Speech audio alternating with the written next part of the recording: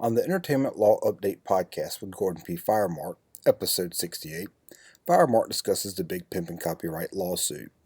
Bali Hamdi brought a copyright suit against Jay-Z more than 8 years ago. Jay-Z and Timberland obtained licensing for the song Kusara Kusara through EMI to use in the hook of Big Pimpin'.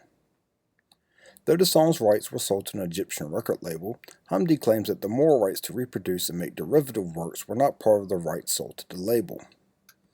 The licensing that Timberland obtained through EMI did exclude the rights to use the song in Egypt.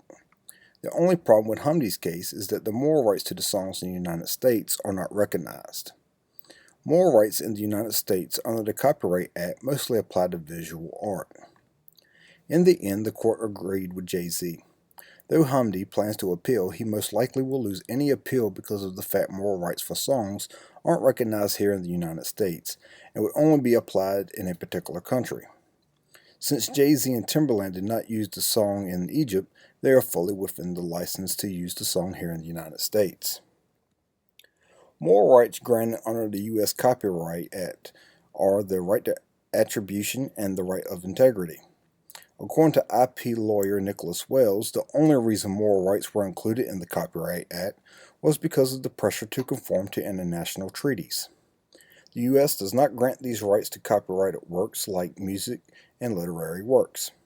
They are still important to understand, as other countries such as Egypt grant these rights. If a song is released in a country that grants these rights, they must conform to them.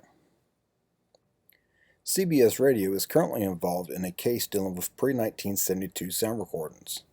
In the fall of 2014, under California statutory law, there is a public performance right for pre-1972 sound recordings on satellite radio.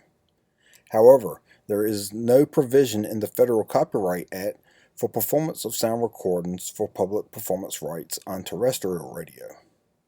CBS's argument is that they are playing remastered recordings and that even if they fail under California court's laws, it wouldn't apply to remastered works on terrestrial radio. Section 8039F3 of the Copyright Act states that equalization, reverberation, reprocessing, and re-engineering refer to contributions that may involve sufficient creative authorship, may be mechanical, or too minimal to be copyrightable. Furthermore, the term remastering may refer to authorship too minimal to be copyrightable.